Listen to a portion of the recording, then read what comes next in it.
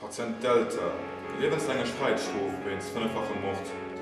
Nachdem die Versuchung Patient Charlie kein Resultat gebracht hat, kriegt Patient Delta 2,5% mehr als Cyclovir injiziert.